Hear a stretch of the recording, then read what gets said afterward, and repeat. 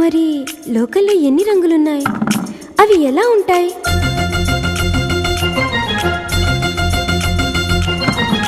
బుగ్గ మీద వెచ్చని సిగ్గు వచ్చినప్పుడు దానిని అడుగు, ఎర్రదనం అంటే చెబుతుంది.